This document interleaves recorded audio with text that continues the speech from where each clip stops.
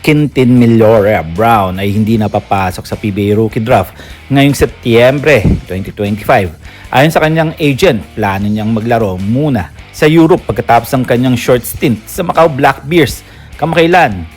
Naglaro para sa Macau Black Bears kasama sa exhibition laban sa Gilas, Pilipinas noong Hulyo 28 sa Araneta Coliseum. Pagkatapos ng Macau stint, balak siyang magpatuloy sa Europe. Kaya hindi siya magiging bahagi ng PBA sa susunod na season.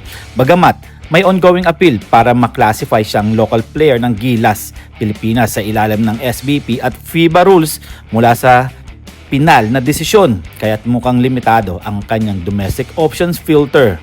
Ito mga pare ko, yung conclusion ko lang sa susunod na season hindi siya papasok sa PBA, mas malamang na babalik siya sa Europa pagkatapos ng Macau stint. Well mga pare ko, sayang lang talaga dahil malaki talaga maitutulong nito kung saang PBA team siya mapapasok kung magpapadrop siya sa susunod na season. Well, pag-usapan naman natin etong si L.A. Tenorio ng Magnolia Hotshots dahil nga marami nga nagsasabi na siya na daw ang magiging coach ng Magnolia Hotshots. Well, totoo yan mga pare ko, hindi na siya maglalaro ng Magnolia Hotshots simula sa 2025-2026 sa PBA season.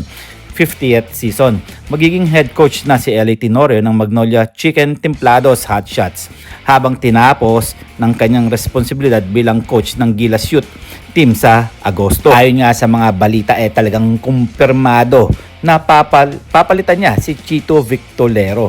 Well, pare ko ito si Chito naglaro nga dati sa PBA at nag-coach din siya noong 2016 hanggang sa 2025. Well, kayo, ano ang inyong masasabi dito sa Magnolia Hotshots? Dahil alam naman natin na mas matatanda pa ang player ng Hotshots kaysa kay L.A. Tenorio.